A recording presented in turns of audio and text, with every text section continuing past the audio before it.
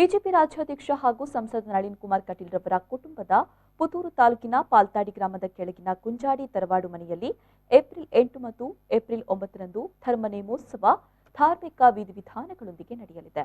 ಈ ಕುರಿತು ಮಂಗಳೂರಿನಲ್ಲಿ ನಡೆದ ಸುದ್ದಿಗೋಷ್ಠಿಯಲ್ಲಿ ಮಾತನಾಡಿದ ಮಾಣಿಲ ಶ್ರೀ ಮೋಹನದಾಸ ಸ್ವಾಮೀಜಿ ಅವರು ಕೋವಿಡ್ ನಿಯಮಾವಳಿಗಳನ್ನು ಪಾಲಿಸಿಕೊಂಡು ಧಾರ್ಮಿಕ ಕಾರ್ಯಕ್ರಮಗಳು ನಡೆಯಲಿದೆ ಎಂದರು.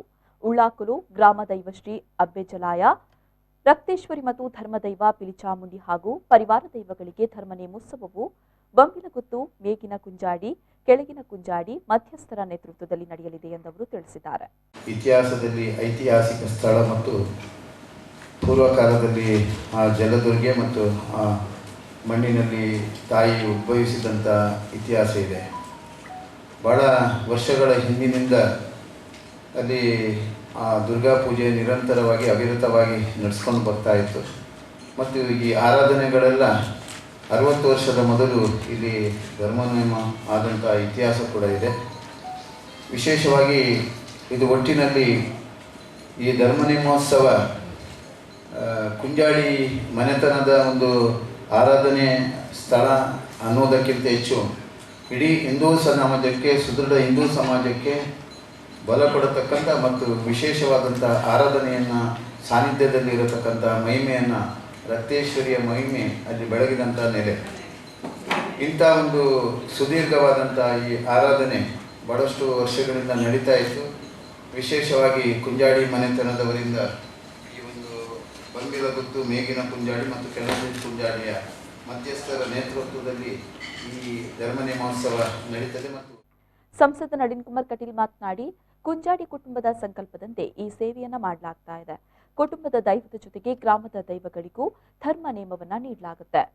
ಸಾಂಪ್ರದಾಯಿಕವಾಗಿ 12 ವರ್ಷಗಳಿಗೊಮ್ಮೆ ಧರ್ಮ ನೇಮೋತ್ಸವ ನಡೆಸಲಾಗುತ್ತೆ.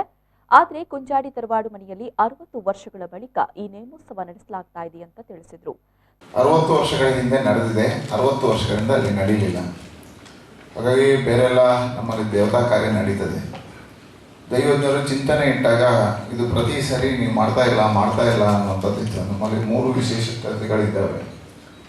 ಒಂದು, ಆ ಮನೆತನದಲ್ಲಿ ನಿತ್ಯ ನವರಾತ್ರಿಗೆ 9 ದಿವಸ ಪೂಜೆ, ದುರ್ಗೆಗೆ 12 ದಿವಸ ಆಷಾಢದಲ್ಲಿ ಪೂಜೆ, ಪ್ರತಿ ಹುಣ್ಣಿಮೆಗೆ ತ್ರಿಕಾಲ ಪೂಜೆ ಮತ್ತು ಚಂಡಿಕಾ ಹೋಮ ನಡೀಬೇಕು. ಅದರ ಜೊತೆಗೆ ಕಂಬಳ, ಪಾರಂಪರಿಕ ಕಂಬಳ, ದೈವಾರಾಧನೆ ಜೊತೆಗೆ ಕಂಬಳ ಆಗಬೇಕು.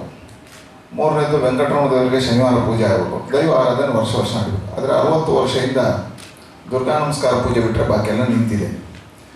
ಹಾಗಾಗಿ ಆ ಸಮಸ್ಯೆಗಳು ಬಂದಾಗ ದೈವಜ್ಞರ ಚಿಂತನೆ ಪ್ರಕಾರ ಧರ್ಮನೇಮವನ್ನೇ ಮಾಡಬೇಕು ಅನ್ನುವಂಥದ್ದು ಬಂದಿದೆ. ಆ ಪ್ರಕಾರ ಇಡೀ ತರವಾಡು ಮನೆಯವರು ಸೇರಿ ಧರ್ಮನೇಮವನ್ನು ನಡೆಸ್ತಾರೆ. 2ನೇದು, ಸ್ವಾಮೀಜಿಯವರು ಹೇಳಿದರು, ಇವತ್ತು ಕೋವಿಡ್ನ ಕಾರಣಕ್ಕೋಸ್ಕರ 4 ದಿನಗಳ ಕಾರ್ಯಕ್ರಮ ಇತ್ತು, 6, 7, 8, 9.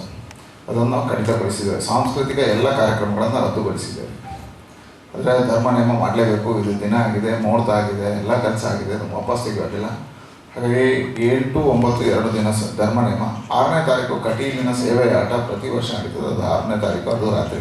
ಸುದ್ದಿಗೋಷ್ಠಿಯಲ್ಲಿ ಬಿಜೆಪಿ ಜಿಲ್ಲಾಧ್ಯಕ್ಷ ಸುದರ್ಶನ್ ಎಂ, ಮೂಡ ಅಧ್ಯಕ್ಷ ರವಿಶಂಕರ್ ಮಿಜಾರು, ಜಿಲ್ಲಾ ಪಂಚಾಯತ್ ಉಪಾಧ್ಯಕ್ಷೆ ಕಸ್ತೂರಿ ಪಂಜಾ, ವಿಧಾನ ಪರಿಷತ್ ಮಾಜಿ ಸದಸ್ಯ ಕೆ ಮೋನಪ್ಪ ಭಂಡಾರಿ, ಬಂಟ್ವಾಳ ಪುರಸಭಾ ಅಧ್ಯಕ್ಷ ದೇವದಾಸ್ ಶೆಟ್ಟಿ, ಧರ್ಮನೇಮೋತ್ಸವ ಸಮಿತಿಯ ಸಂಚಾಲಕ ಗಿರಿಧರ್ ಶೆಟ್ಟಿ ಉಪಸ್ಥಿತರಿದ್ದರು.